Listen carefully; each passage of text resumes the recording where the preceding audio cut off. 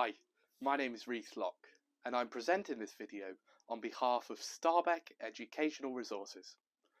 Starbeck Educational Resources is the specialist school supplier of inexpensive, exciting and unusual history, art, religious and cultural artefacts. Whether you are an existing customer of Starbeck Educational Resources or are looking into buying from us for the first time, we hope that this video will allow you to get to know the contents of one of our range of value boxes. In this case, the Maya value box.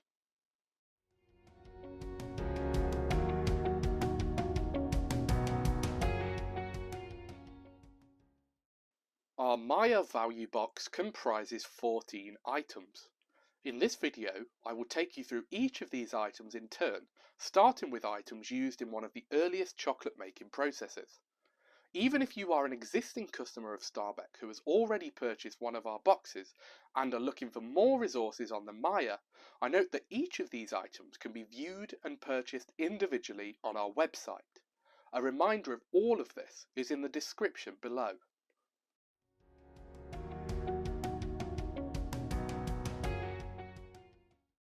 Okay, so let's make a start. On the table in front of me here, I have a selection of items from our Maya value box which all relate to the chocolate making process. The first represents the harvesting stage. Here I have a pair of cocoa pods or cacao pods. Now, an interesting fact is that these pods do not grow directly from branches, but rather from the trunks of trees, unlike most plants.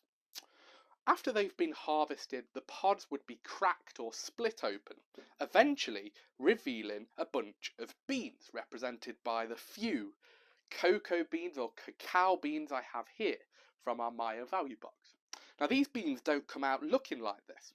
When they're inside the pods, they're covered in a white, fleshy substance, which is of course then taken off the beans.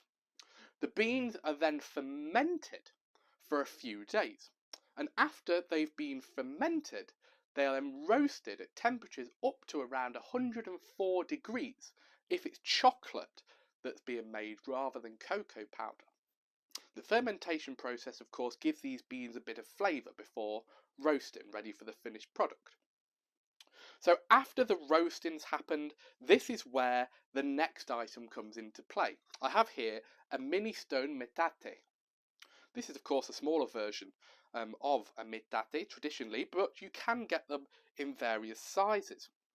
Now when the beans have been roasted, they would be put on one of these and rolled to extract all of the natural cocoa butter.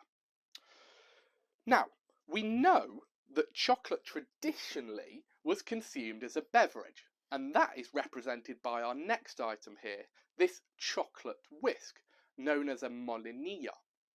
Now the molinillo wouldn't strictly have been used by the Maya, because the Maya would have used slightly more sophisticated methods to refine their chocolate. But we do know that this has a considerable history within Mexico and is thought to be a Spanish import.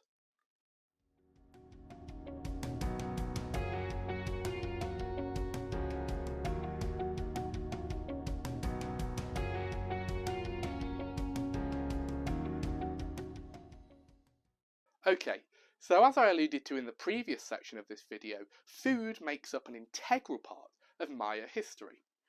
Let's zoom in for a moment on one stage of that food process, the harvesting stage, represented in our Maya value box by this Flint millipede.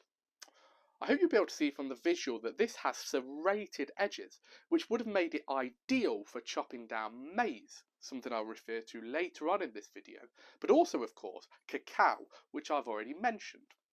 So when the goods were harvested, somewhere would have been needed to store them, and this is represented in our value box by this item, the Maya basket. This one is woven and, as you can see, rather colourful too.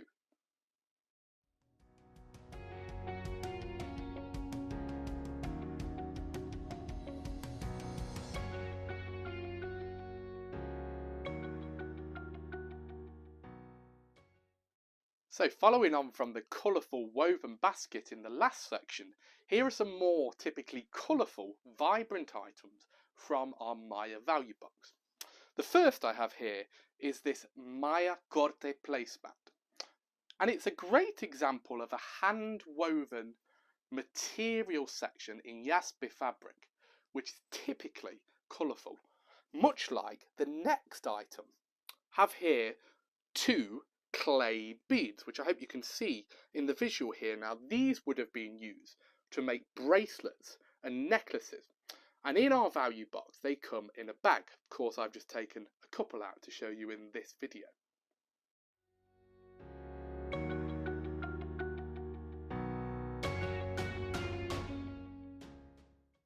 Okay, sticking with the theme of creativity for a moment, the next few items I'd like to show you from our Maya value box reflect the attention to detail noticed in the items that were discovered on some of the former Maya sites. The first I would like to show you is this selection of small amulets. Now, these small ceramic amulets are around 6 to 7 centimetres in height, and as I hope you can see from the visual, are finished in a rather intricate way. Much like this selection of two Maya plaques. Again, 6 to 7 centimetres in height, with a rather intricate finish, as I hope you can see from the camera. If I just move these to one side in a moment, the next item I have for you is rather impressive. What I have here is a small serpent head. Now, this is thought to reflect the design found on the serpent heads of temples across Mesoamerica. It's commonly referred to as the feathered serpent, a deity in various Mesoamerican religions.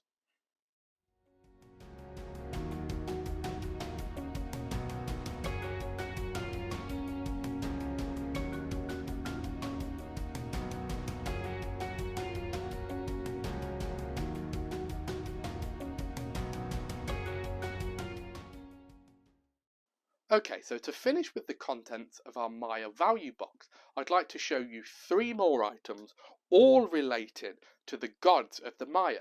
The first 2 of these, in fact, are interrelated. Here I have a god of Maize. Now, this is a small clay figure depicting a sitting god of Maize. Here, as you'll be able to see, there is a large corn headdress.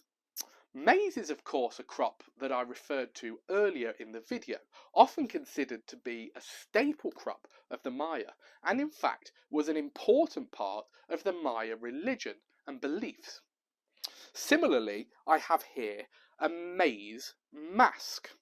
Now, this maize mask depicts the god of maize as a youthful, handsome man with an ear of corn and hair in the form of silk of corn.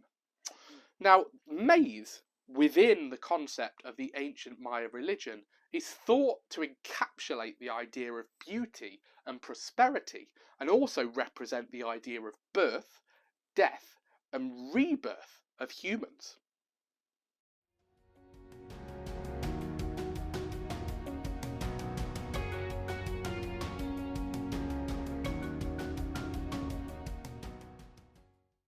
Okay, to finish off the contents of our Maya value box, I have here the last item, this mini Chacmool.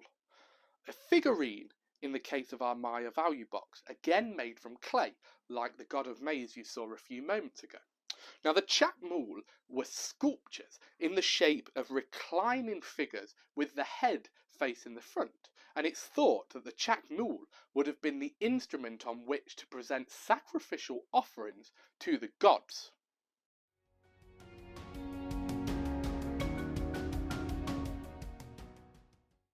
Okay, so to conclude today's video, I'd like to show you one additional item outside of our Maya value box. If you've seen some of our other video demonstrations on our value boxes and star boxes, you will have seen before our display drapes, always proven to be popular here at Starbeck Educational Resources. And this one is no different in that respect. This is the Maya display drape. Made from 100% cotton fabric, it's printed on both sides with images and icons showing the Maya Civilization. Now at the moment this is only available to purchase on the Starbeck website, details of which will follow in just a moment.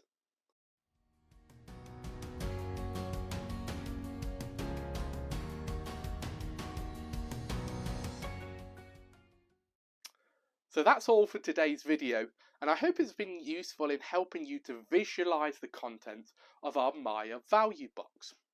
Now if you've got any questions relating to the items from our value box or relating to anything else, then please do get in touch with us. That's either via email at info@starbeck.education or by calling us on 01530 836 111. May I also take this opportunity to highly recommend that you check out our website. That's www.starbeck.education. There you will find further information about our range of specialist products on various history, art, religious and cultural topics. That leaves me just to say thank you very much for watching today's video. I hope it's been useful, and goodbye for now.